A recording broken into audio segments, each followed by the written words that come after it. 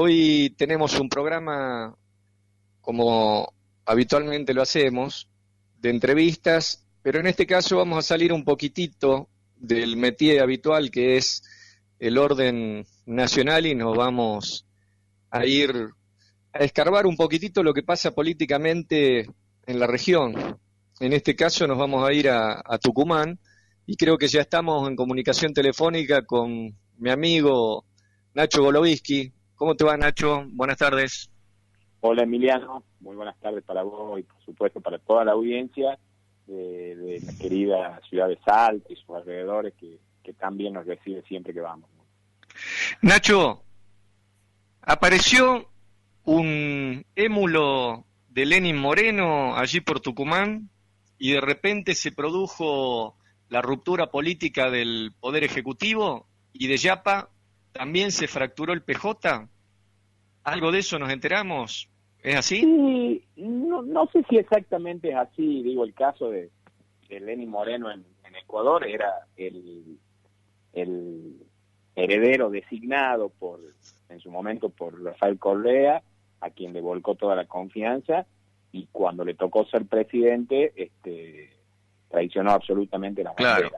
Me parece que en este caso ocurrió una desavenencia muy importante. Quizás había habido otras desavenencias, pero no tan marcadas como esta, del gobernador y el vicegobernador. En este caso fue el contador Osvaldo Jal, el vicegobernador, que en este momento está internado con COVID y obviamente deseamos su pronta recuperación. Sabemos que está en ese proceso.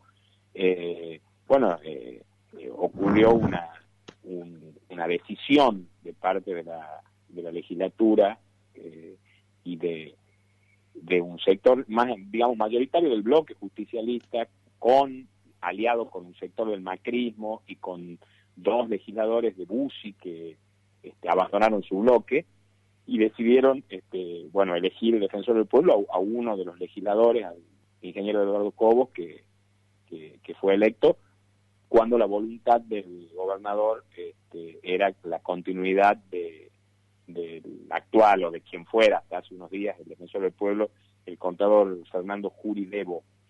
Pero bueno, más allá de ese hecho puntual, acá sí lo trascendente fue que se adelantó inéditamente una situación que quizá uno podía ver venir, que es una disputa entre un vicegobernador y un gobernador. Tucumán tiene antecedentes de eso. Vos vivías en Tucumán cuando ocurrió aquella pelea entre Ramón Palito Ortega y Julio Díaz Lozano, que era su vicegobernador. Claro. Que terminó en el 95 con la derrota del peronismo a manos del genocida Antonio Bussi. Así es. Después también hubo una pelea más cercana en el tiempo, siempre peleas políticas, por supuesto, entre el ex gobernador Alperovich, entonces gobernador Alperovich, y el entonces vicegobernador Fernando Arturo Juri, primo del defensor del pueblo que acaba de dejar su cargo. Y también, eso terminó en una interna partidaria donde se impuso Alperovich. Y finalmente pero ambas disputas, tanto aquella de Ortega con Díaz Lozano como esta más cercana entre Alperovich y Juri, fueron en los últimos tiempos de la finalización de un mandato. Esto es inédito porque se da 2 años y medio antes que termine el segundo mandato de Juan Mansur. O sea, en los tiempos realmente no se conocen que se adelante tanto una disputa, ¿no? Pero de cualquier manera, me imagino que coincidirás conmigo en que esto, más allá de las desavenencias que vos mencionás y el relato de la cronología histórica que tiene como antecedente, esto de alguna manera es un intento de socavar el poder político y también la gobernabilidad que tiene Juan Mansur. Y en ese caso, me pregunto si no se tratará de otro método para poner como parangón respecto a lo que está pasando en Formosa, que también en Formosa están tratando de socavar la gobernabilidad de Gildo Infran pero a través de otro mecanismo. ¿Puede pasar por ahí? Sí, Porque en el por medio, como decís supuesto, vos, está el bucismo y está también el el resto macrismo. de la Sí, oposición. el radicalismo que está hoy atado al macrismo. Claro. Sí, sin duda, es eso. Es intentar marcar un rumbo desde un espacio que no es el gobernador. El conductor natural de la provincia es el gobernador Mansur y lo será hasta octubre de 2023 cuando termine su mandato. Y el conductor natural del justicialismo tucumano es Juan Mansur porque es el presidente del partido con mandato también hasta el 2023. Obviamente que sí, es un intento de socavar el poder político. Yo diferenciaba la situación de otros casos porque te decía lo de Ecuador, porque en Ecuador el traicionó quien fuera el presidente en ejercicio, elegido y traicionando un mandato popular. En este Sí, caso sí, ni siquiera eso. En este en caso ni realidad siquiera cuando eso. yo me referí a lo de Lenín Sí, Moreno, quise ponerlo a Lenín Moreno como el ejemplo contemporáneo del sí, traidor sí. regional. Sí, en este caso hay un intento de socavar obviamente el poder del gobernador Mansur y te reitero, inéditamente en forma tan extemporánea, porque faltan 2 años y medio para las elecciones provinciales, estamos en un año electoral a nivel de elecciones intermedias nacionales, realmente es inédito. Pero yo creo que Juan Mansur está muy firme en su soporte político, tanto en la provincia como a nivel nacional.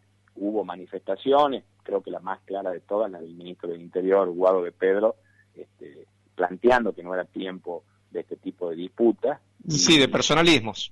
y de personalismo, exactamente. Entonces, yo creo como te decía, si bien es una situación inédita, entiendo que de esta puntualmente un análisis muy personal y también obviamente soy estoy en el sector de Juan Mansur, soy representante de la provincia en Canal 10, que es el canal provincial, el canal público, donde la universidad tiene el 70% de la elección y la provincia el 30%, yo represento los intereses de la provincia, estoy enrolado detrás del gobernador Mansur, pero digo, más allá de un posicionamiento personal, no tengo dudas que de esta situación Juan Mansur va a salir fortalecido, no tengo ninguna duda de eso.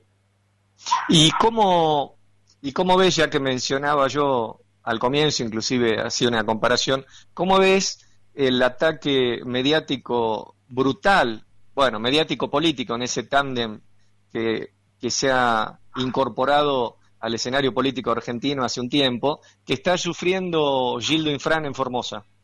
Sí, despiadado, que tiene que ver obviamente con cuestiones que ya han ocurrido también, inclusive, vos lo recordarás, Emiliano, en el año 2015 usaron a la elección de Tucumán y aquella mentira de un fraude que después hasta la propia Corte Suprema de Justicia de la Claro. Nación desestimó aquella denuncia sin que haya ninguna consecuencia, ¿no? Sí, me acuerdo que Aquello fue que el ladero de la nata, en ese caso, Wiñaski, que recién hacía sus primeros exactamente. puntos.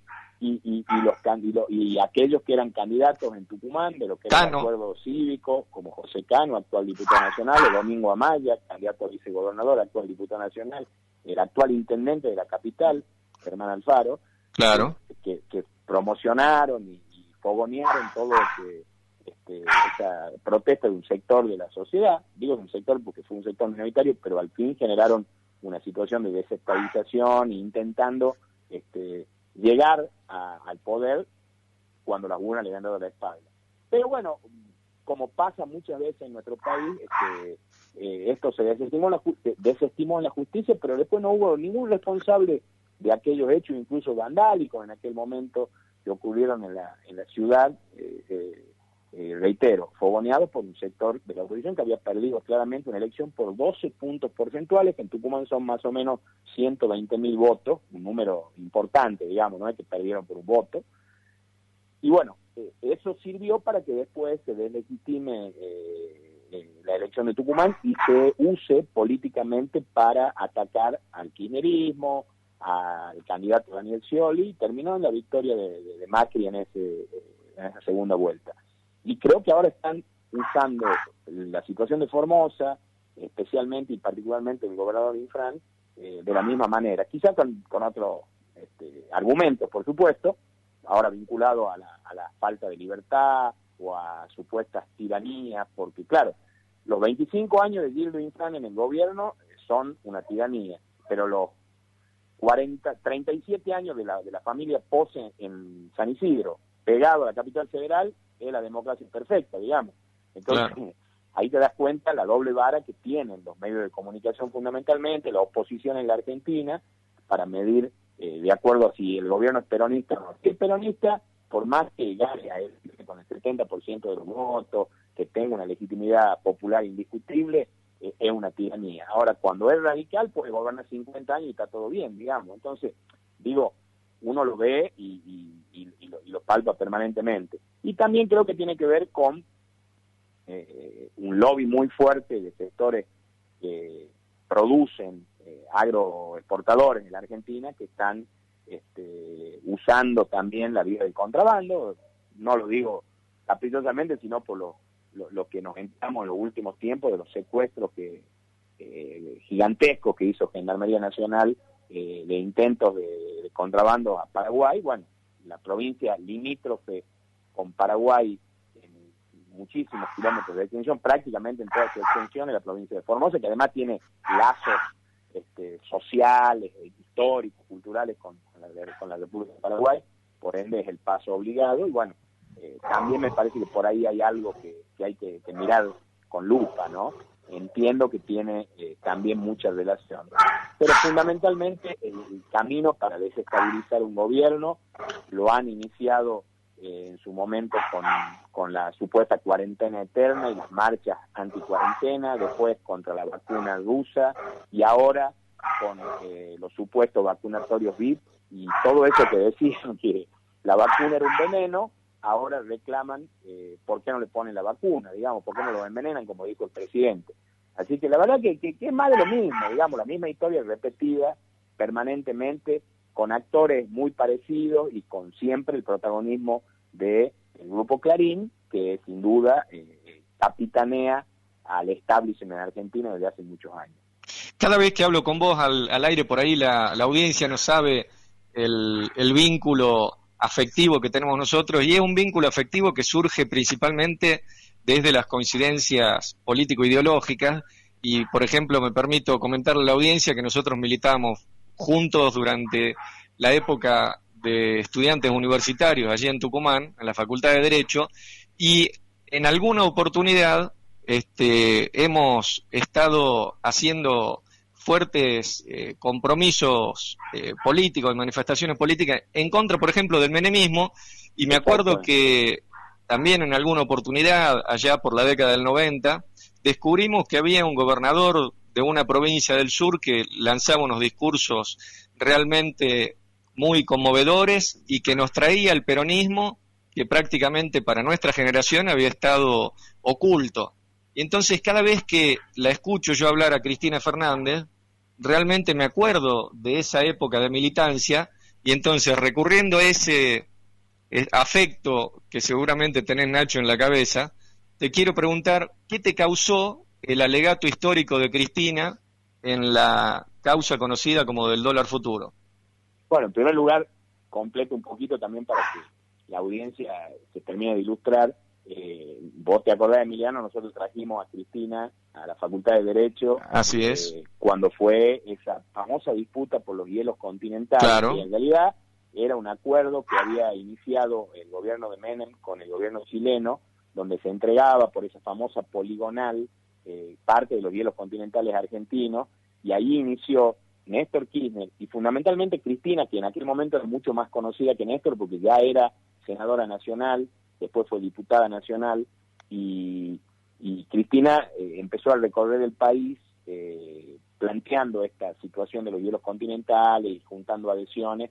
Nosotros la tuvimos en el aula Belgrano de la Facultad de Derecho, claro, con un aula que rebalsaba, y estuvo creo que 2 días o 3 días en Tucumán, Cristina, donde la pudimos conocer, y bueno, creo que ahí empezamos a entender la dimensión de este enorme cuadro político que es Cristina Fernández de Kirchner, ideológico, una mujer con una formación enorme, con una decisión más grande todavía, y creo que eso que te estoy contando queda absolutamente plasmado en lo que vos preguntabas, ¿no?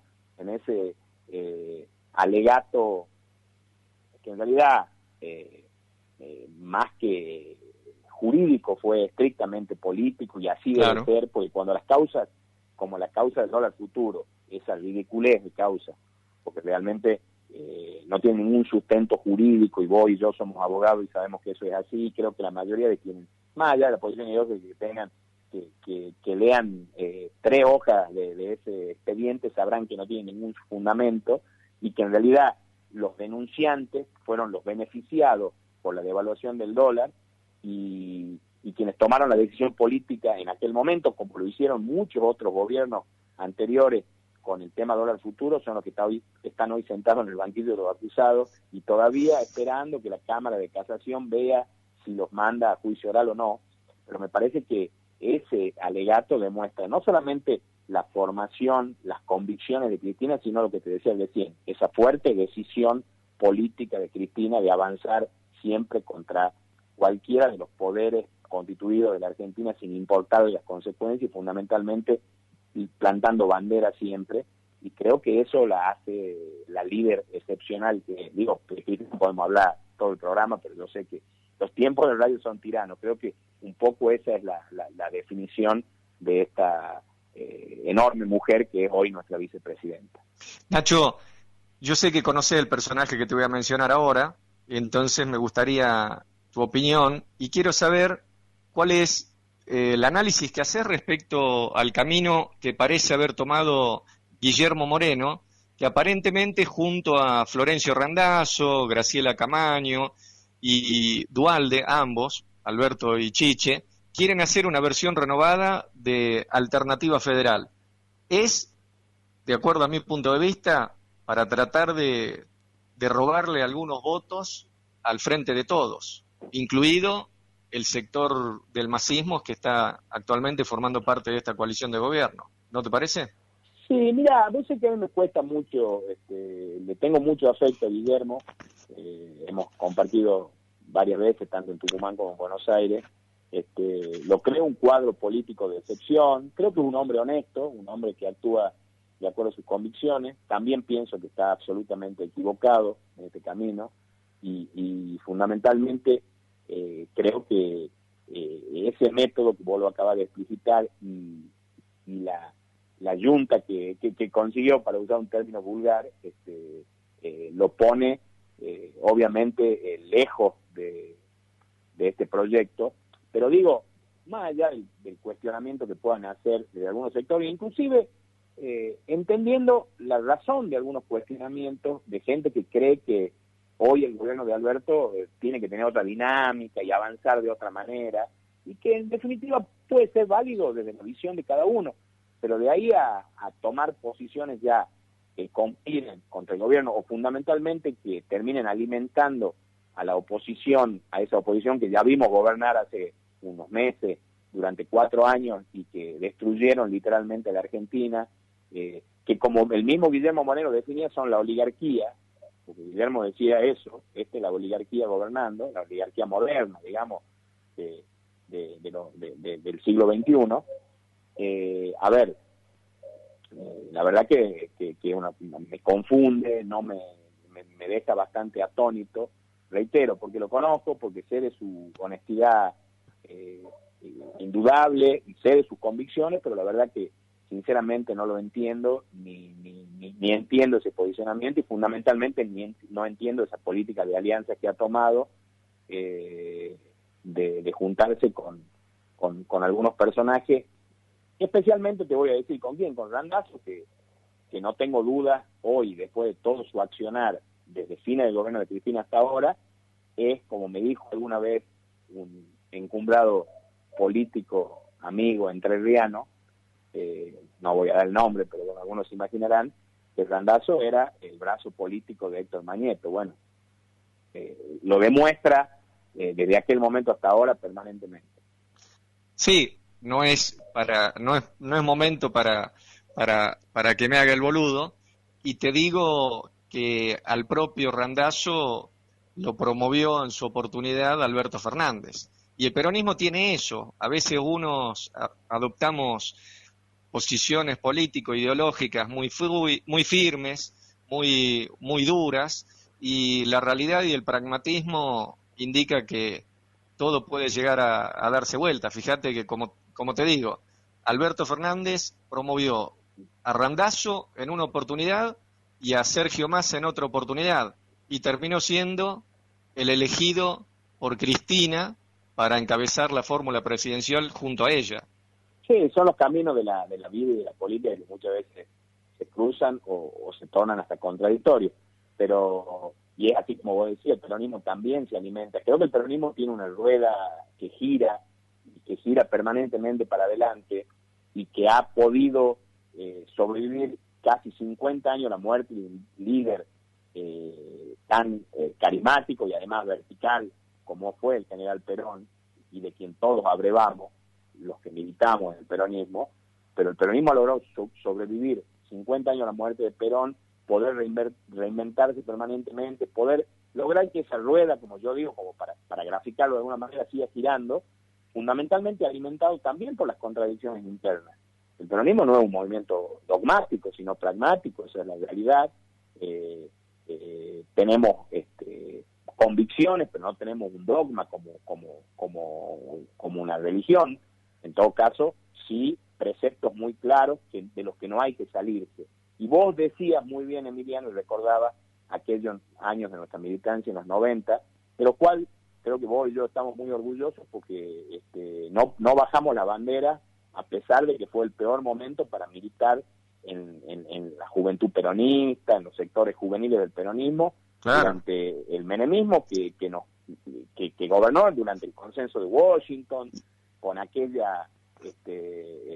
libro que estaba de moda, que era El fin de la historia, de Frank Fukuyama, que hablaba del final de las ideologías, que equivocado, y gracias a Dios que equivocado que estaban, y nosotros combatimos eso, lo peleamos desde adentro del peronismo, y hoy creo que la historia nos dio la razón, y orgullosamente lo digo. Claro, pero también combatimos hacia afuera, y me acuerdo todavía cuando me cagaron a palo el día que asumió Antonio Domingo Bussi como gobernador democrático en la provincia de Tucumán, y nosotros, vos y yo y otro grupo de compañeros, no pudimos llegar a la plaza en una marcha, ¿te acordás que hacíamos? Sí. De la cual participaba Eve también, Eve de Bonafini. Por supuesto, estuvo Eve y muchos sectores que concluimos en aquel momento, y que la verdad que queríamos dejar, más allá de que había sido una decisión del pueblo tucumano, dolorosa, pero decisión al fin, queríamos dejar claro que había sido elegido gobernador, era un genocida, que después la justicia comprobó y lo condenó a prisión perpetua por crímenes de lesa humanidad. Por eso digo que por ahí alguien dice que nadie resiste un archivo. Yo creo que más o menos lo resisto, y estoy seguro que vos también. Claro. Pero más allá de las contradicciones o no que tengamos en el movimiento, entiendo que hoy la prioridad, Emiliano, es la unidad, porque si no hay unidad, empezamos a abrir la puerta para que puedan tener alguna posibilidad de retorno al poder, reitero, quienes gobernaron hasta hace muy poquito tiempo y destruyeron a la Argentina como la destruyeron. Entonces creo que la gran premisa hoy es la unidad. Seguramente tenemos diferencias con Massa, seguramente podemos tener diferencias con otros sectores, porque así es esto, pero hoy debemos pensar fundamentalmente en la unidad, porque, reitero, en la medida que nosotros perdamos la unidad, vamos a empezar a abrirle la puerta a estos sectores que son trágicos para la Argentina, trágicos para los sectores populares, que vienen a destruir la industria, que vienen a destruir el trabajo, que vienen a endeudarnos por 100 años, como lo hicieron, y que todavía siguen impunes. Claro. Hoy acabo de leer, no sé si estás al tanto, que acaban de decretar en Bolivia la detención de Áñez y de 5 de sus ministros. Lo anunció un ministro de Bolivia. La justicia boliviana está actuando como debe actuar, porque esa señora y todos los que lo siguieron llegaron al poder por un golpe de Estado. Obviamente con la anuencia de Estados Unidos y de la OEA, con ese inmoral de Almagro, que es el titular de la OEA. Sí, el uruguayo Luis Almagro. Sí, bueno, lo calificó así hoy nuestro canciller Felipe Solá. Pero digo, más allá de eso, puntual, la justicia boliviana está demostrando y también dando un ejemplo diciendo, cuando quieran el que se atreva después a hacer de vuelta un golpe militar la va a tener que pensar 100 veces, porque también debe funcionar esto así.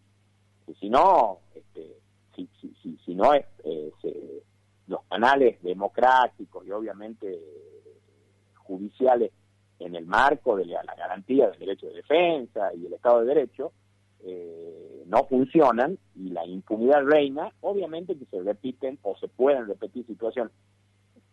El gobierno de Macri no llegó por un golpe de Estado, llegó elegido por la gente, también se fue corrido por la gente porque se fue perdiendo una elección, pero lo que hicieron fundamentalmente, lo que significa el endeudamiento de la Argentina y la fuga de capitales y después un montón de otros latrocinios que hicieron durante los 4 años, no debe quedar impune. No, por supuesto. Nacho, te hago la última preguntita porque ya lo tengo que entrevistar al compañero Carlos Caramelo. Juan Mansur no tiene posibilidad de ser reelecto en el 2023, ¿verdad? No, constitucionalmente no, está transitando su segundo y último mandato. Bien. ¿Y mira hacia la presidencia de la Nación?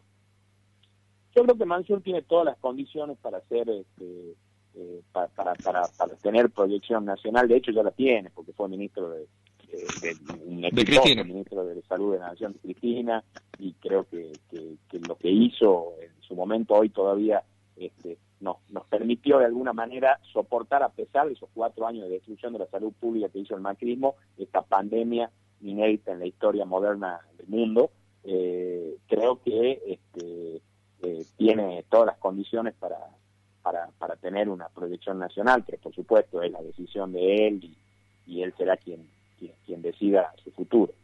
Nacho, te agradezco una entrevista más y te mando un gran abrazo, amigo. Saludo a la familia. Igualmente, Emiliano, un saludo para vos, tu familia y especialmente a tu viejo. Chao, mi viejo, un abrazo. Chao, un abrazo.